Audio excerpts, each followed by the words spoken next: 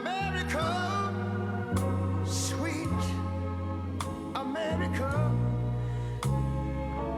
You know, God done shed his grace on thee. He crowned thy good. Yes, he did. Heavy brotherhood from sea to shining sea. You know, I wish I had somebody to help me sing this.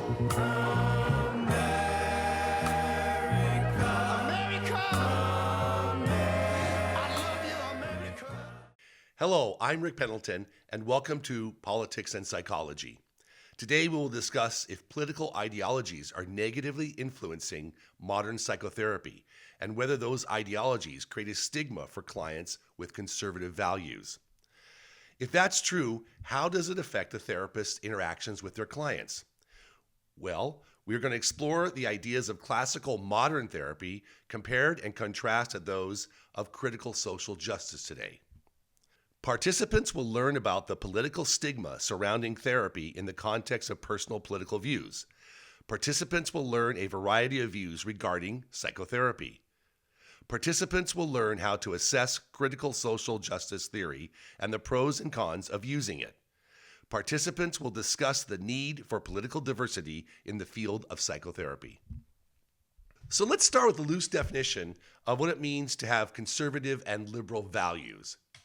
Liberalism is the politics of kindness. Liberals stand for tolerance, community spirit, the defense of the weak against the powerful, love of learning, freedom or belief, and poetry in city life. Modern political conservatism believes in smaller government, lower taxes, and that individuals possess the right to life, liberty, property, and freedom, tradition and order, and the rule of law, and the belief in God.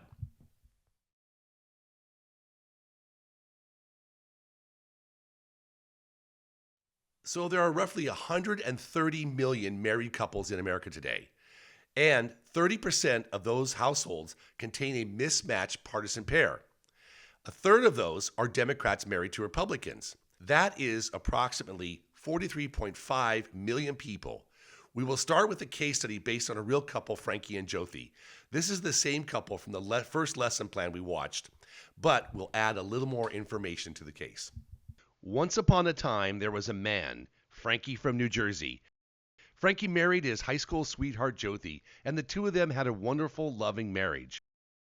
Jyoti was a progressive feminist who marched in many pro-choice rallies.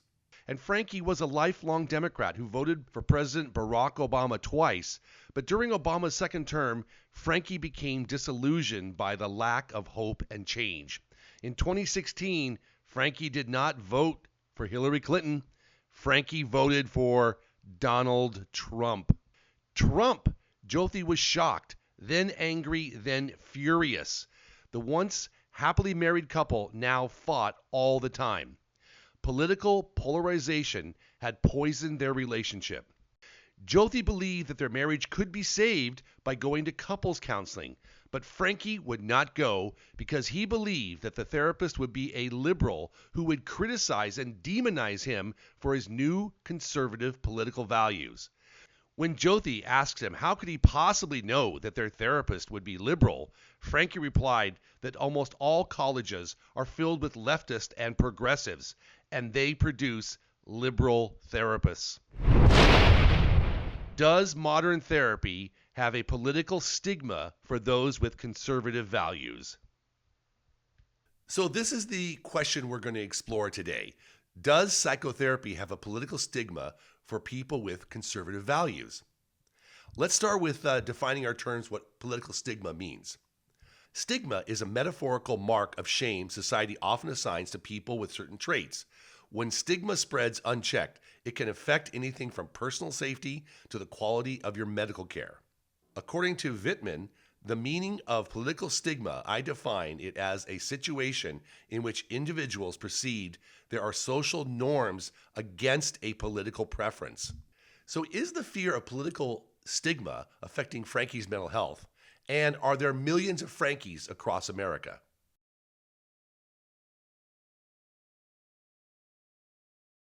Our first group exercise will be to complete a questionnaire.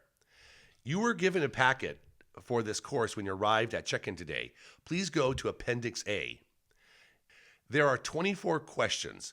Please answer yes or no. When you are done, total up the number of yeses. Now, this is an anonymous study, so write down your totals of yeses and fold it up on the paper and hand it to me. Additionally, we will show the questions on the computer screen for those who are participating remotely. Let's begin now, and we'll meet back up in 10 minutes. And again, I will walk around the room and answer any questions and pick up the finished questionnaires. Oh, beautiful, far heroes proved in liberating strife.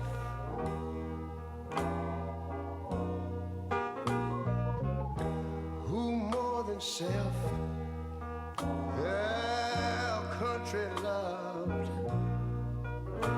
and mercy more than life.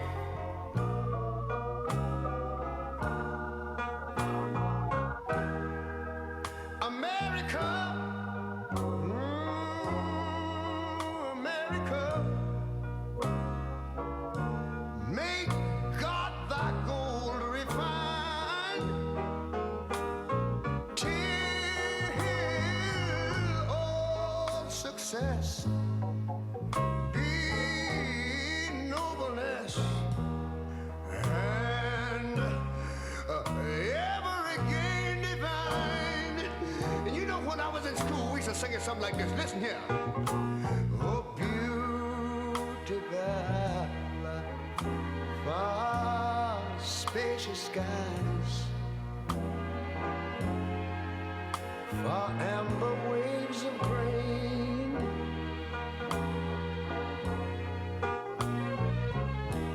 far purple mountain majesties, above the fruited plain. But now wait a minute, I'm talking about America, sweet America. You know, God done shed his grace on thee. He crowned thy good. Yes, he did. Heavy brotherhood from sea to shining sea. You know, I wish I had somebody to help me sing this. From sea to shining sea. Oh, Lord, I thank you, Lord.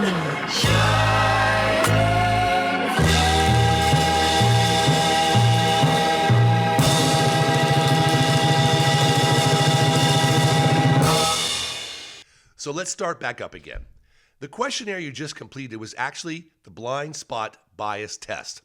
Now, blind spot bias is a psychological term, and according to Ray, it has been well established that people have bias blind spot, meaning they are less likely to detect bias in themselves than others. Now, almost everyone is susceptible to blind spot bias because we all have unconscious biases. And this test was designed to bring self-awareness about where you fall on the political spectrum. And here are the results. 0 to 5 yeses means you are very conservative. If you are right of center, 6 to 10 yeses. Center is 10 to 16 yeses. And left of center is 16 to 20 yeses. And very progressive is 20 to 24 yeses. Okay, we're here in Los Angeles, California today, and there are about 50 of you out there in the room. And we've counted up the answers, and here are the results. There are 0 very conservative therapists in the room. There are 3 right-of-center therapists here today. 8 people in this room are in the middle politically. 27 of you here are politically left of center. 12 of you are very progressive. By our calculations, we have about a 13-to-1 ratio of progressives to conservatives. Let's be clear, everyone is allowed to have their own political beliefs. We only want therapists to be aware of possible political bias and how to mitigate that during therapy sessions. For the record, everyone is susceptible to bias, and the issue does not affect progressives or conservatives differently. Now that we all know where we are on the political spectrum, let's examine one of Frankie's core beliefs.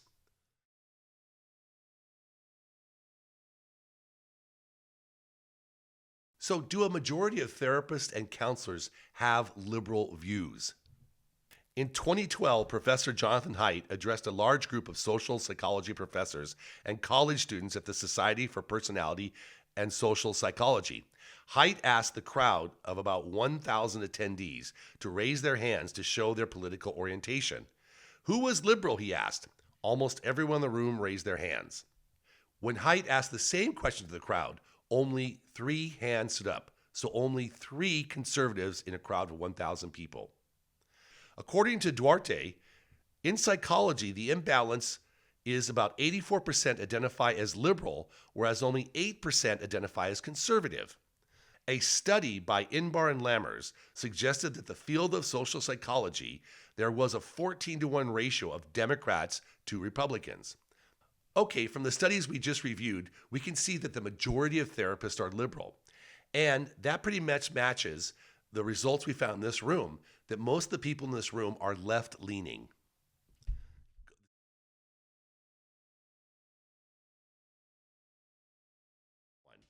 Remember one of Frankie's fears, that most therapists are liberal. Well, statistically, that is most likely true.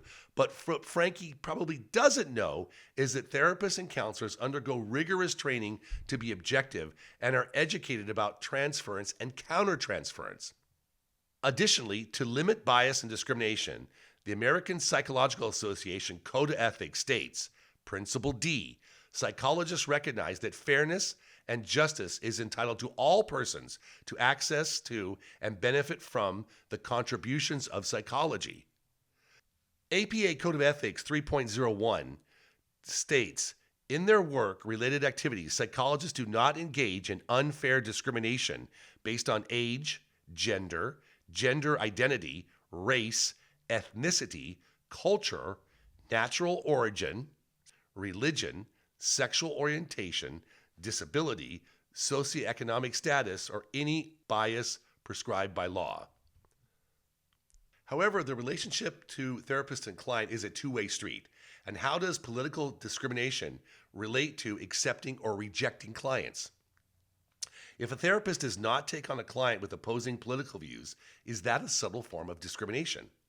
Feminist Mariana Plata discussed this dilemma between client discrimination versus a therapist's personal boundary, preferences, and expertise. How would you counsel someone who opposes your political worldview, such as Frankie, a Trump supporter? That is the personal and human part of this job, which is how we therapists enters a relationship with a client.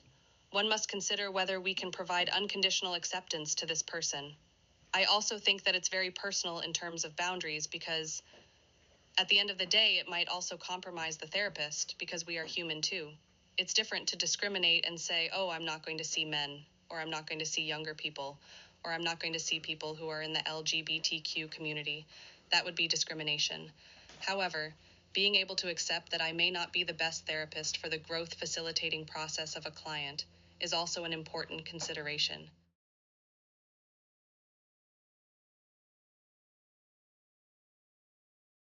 So do liberal colleges produce activist therapists? Or did Frankie learn about this idea of woke activists from Fox News or conservative talk radio? Well, South Dakota Governor Kristi Noem calls for defeating anti-American indoctrination in schools as the biggest cultural challenge of our lifetime.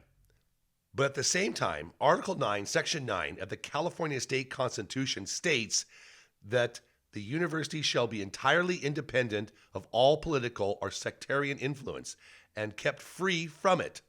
So are colleges producing activist therapists? Well, let's anchor our study by defining the terms between two opposing worldviews. We will use categorical terms like modern therapy and critical social justice. Because this is a short presentation, we use these terms as an umbrella, like the Pacific and Atlantic Oceans. This course acknowledges that our discussion is simplified for the sake of time.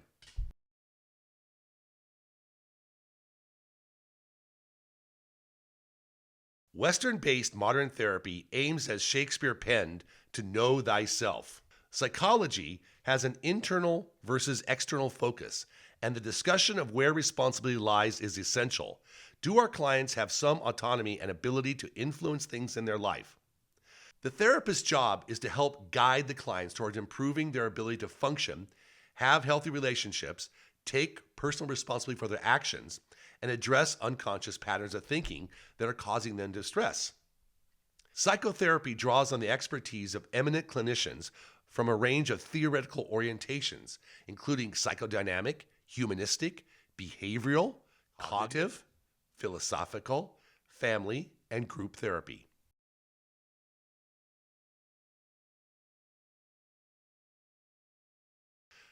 Many people believe that social justice is one of the core human attributes to want fairness for every person, regardless of race, gender, sexual orientation, or economic status. You've probably heard these phrases: equal justice for all, justice is blind. And Principle A from APA Code of Ethics states, psychologists strive to benefit those whom they work with and take care to do no harm. All humans deserve dignity, and the idea of fairness is the very fabric of our society. Feminist therapist Mariana Plata states, social justice is any person's political positioning, including human rights, political inclinations, policies surrounding global issues or even local issues. It is based in the belief that we should live in a world with equal opportunities for all.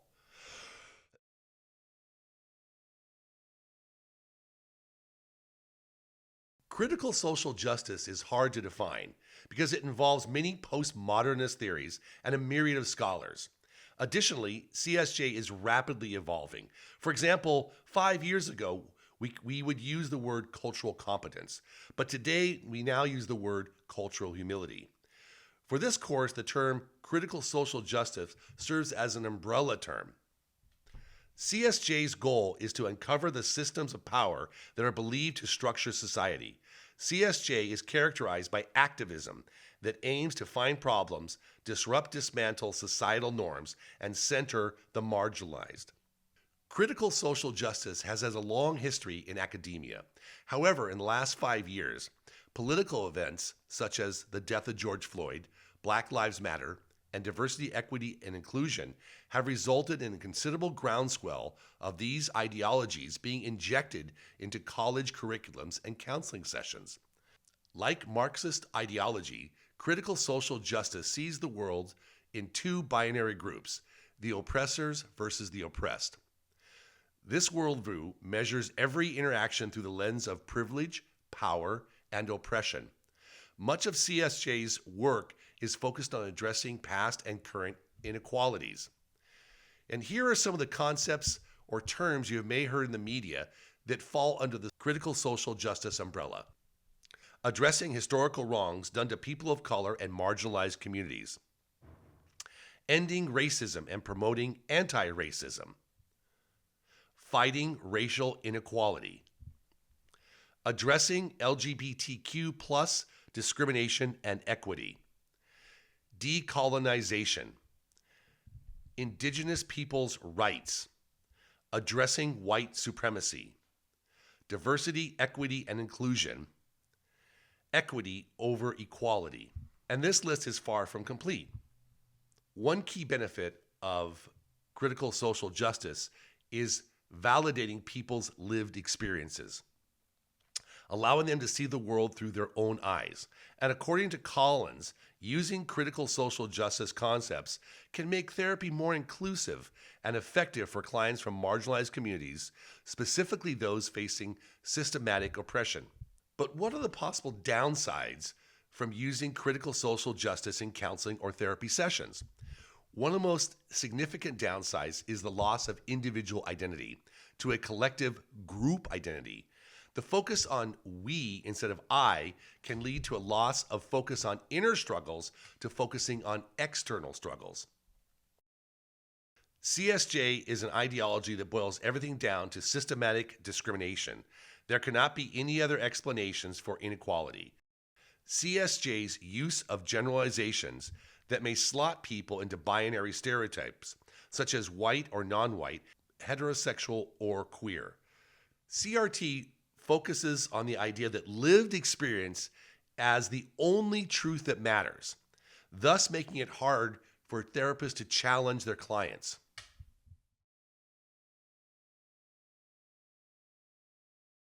Since this course is being taught in Los Angeles today, let's focus on California state universities. The California State University system enrolls almost 500,000 students and produces more than 130,000 graduates annually. In 2020, California Governor Gavin Newsom signed AB 1460, which requires every undergraduate student in all 23 California State University campus to complete a mandatory class on ethnic studies.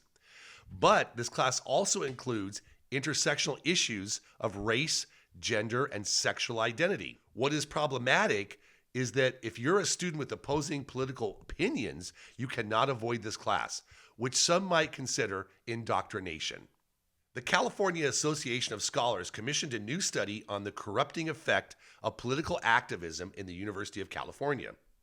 This report found that more faculty now believe that they should teach students to be agents of social change than to believe it's important to teach them the classics of Western civilization. The same study revealed that Berkeley Sociology Department facility was home to 17 Democrats and no Republicans.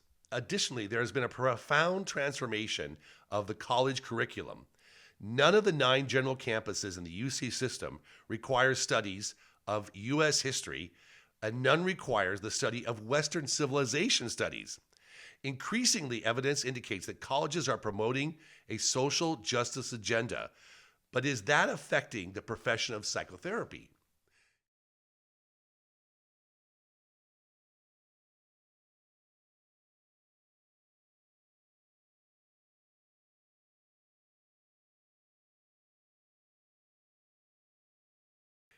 It is noble to want to make the world a better place, to change society for the better. But is it ethical for counselor therapists to attempt to indoctrinate their clients by forcing their views of societal oppression on them? In their attempt to transform their clients, these therapist counselors are probably doing more harm than good, especially when the counselor's values are inconsistent with the client's goals. Davis alerts us to the troubling new trend. American psychologists, once trained to listen without judgment, are using sessions to proselytize their politics.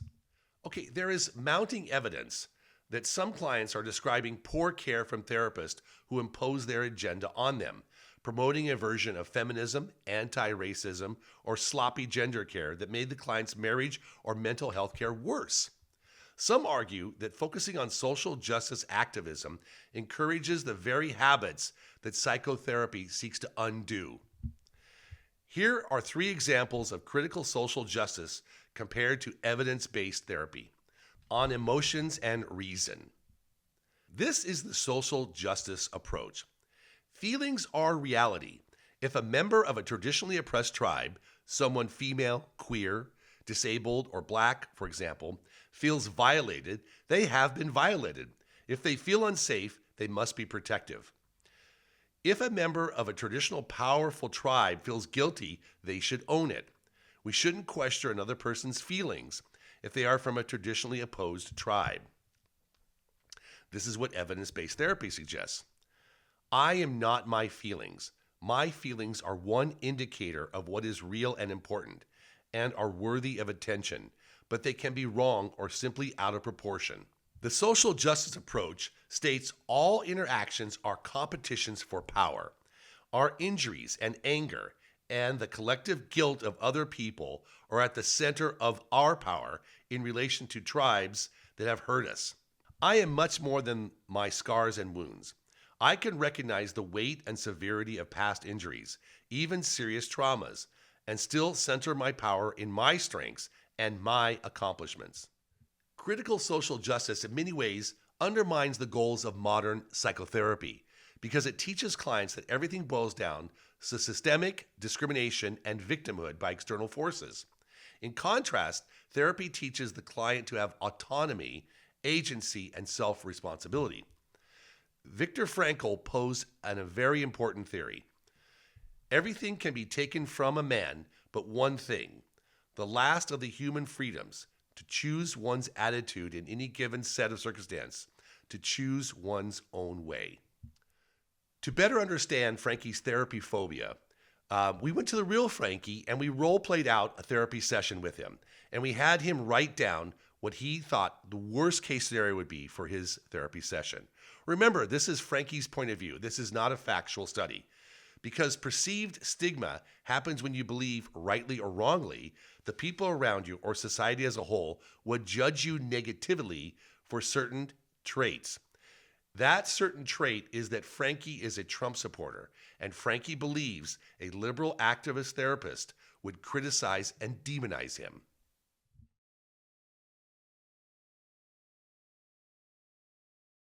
Why are you here today? Well, my wife Jyoti and I cannot stop fighting over politics, and we've not been getting along because I voted for Donald Trump in 2016 and 2024. You know that Trump is a fascist, white supremacist. Let's put a pin in that, and we will get back to it. Therapy in a critical social justice context involves a collaborative exploration of identity, oppression, and privilege to promote healing and empowerment. Have you ever been to therapy? No, this is my first time. Don't worry. Everyone is scared when they first go to therapy. I just want to say I am amazed by your courage and openness to looking at yourself. Frankie, you will come to understand that the world is divided between two classes of people, the oppressors and the oppressed. Your whiteness and your identity are inherently racist. White people created racism to enslave black people, and because you are a white male of privilege, you are an oppressor. Is Joydy of Indian descent? Yes, she is. Yes, she is. Okay.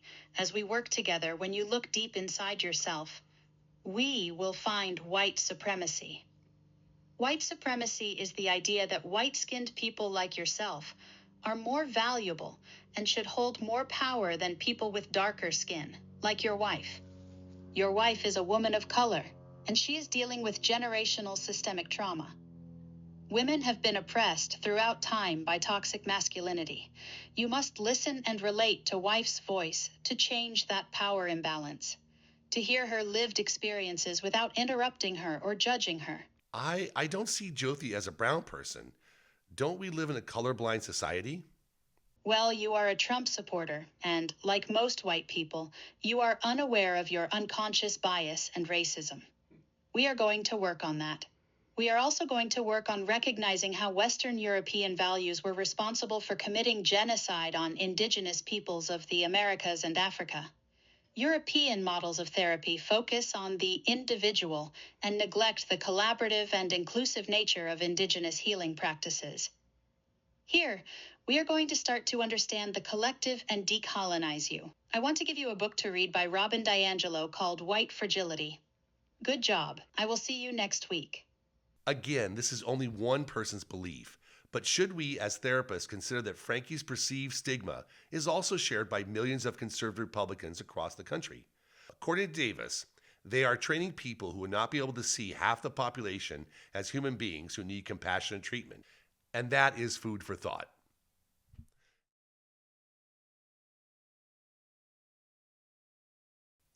Is it ethical for therapists to disclose their political preferences? And should therapists advertise their personal, political, and social orientations? Historically, therapists have been taught to be neutral and apolitical in the therapy space. We're supposed to refrain from self-disclosure about our personal thoughts and feelings. But something seemed to change with the election of Donald Trump in 2016. Politics became personal. The election of Donald Trump as U.S. president in 2016 has been felt by many as political trauma. The election itself has been associated with increased stress levels for Hillary Clinton supporters, who also reported decreased positive emotions after the election.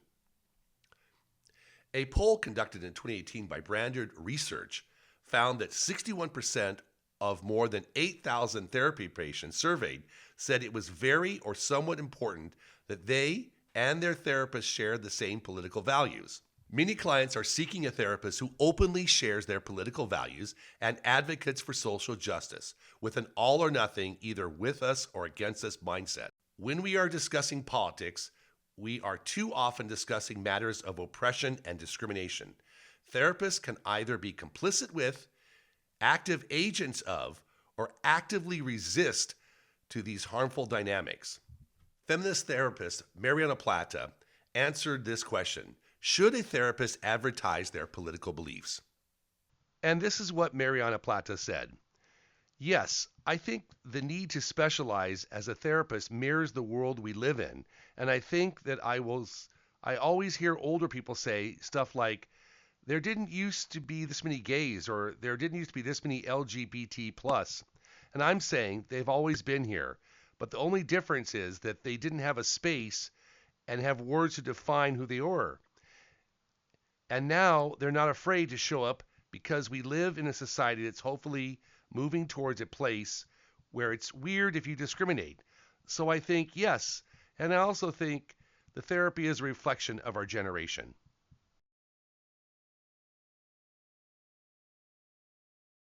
Should Frankie go to a conservative therapist? We have discussed how the profession of psychotherapy is mostly left-leaning and increasingly politicized, with a percentage of therapists and counselors becoming political activists. What kind of therapist would be best fit for Frankie or any person with conservative values? Is there a safe space in mental health for over half the nation? If clients choose a therapist based on shared gender or race, should a person like Frankie look for a politically compatible therapist? What are the pros and cons of Frankie going to a conservative therapist or counselor? Let's ask our audience out there, what are the pros and cons of Frankie seeing a conservative therapist? I'll repeat the answers for those participating remotely. So let's go ahead. What were the pros and cons? Yes, a conservative therapist could provide a safe space. Like all clients, Frankie needs a safe space. Yes, you in the back row. Yes, a conservative therapist would probably not criticize or demonize Frankie for being a Trump supporter. Down here on the left. Okay, a conservative therapist would allow the client to openly share free and political bias. Any downsides out there? Yes. Great observation. A client may resist challenges because they feel the therapist agrees with them on everything. Anyone else?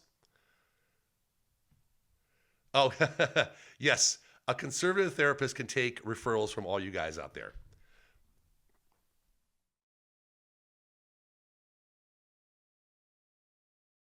This course suggests that politicized therapy is possibly generational. Older therapists we interviewed were less likely to advocate for social justice to be used in therapy. And Jeannie Safer is a liberal therapist from New York City. When asked if Frankie should go to a conservative therapist, her response was, "Oh God, no. Whether a therapist is liberal or conservative is irrelevant to whether they can understand you or not. You go to the therapist because they connect with you and you have something to say, comforts you, and that's what counts. That's why you go to a therapist."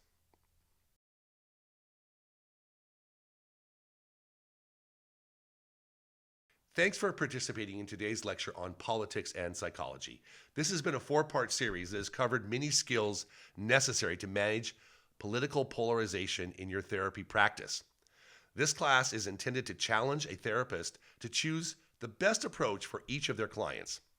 This is an important topic that is potentially affecting the mental health of millions of Americans. Additionally, this course advocates for more diversity of thought in the social sciences and psychotherapy. There needs to be a more evenly balanced out political view, and hopefully that would be 30-60 maybe. Check out the last page of your packet for additional resources, books, and Dr. Brewer's advice for the therapists who want more information on Christian worldview.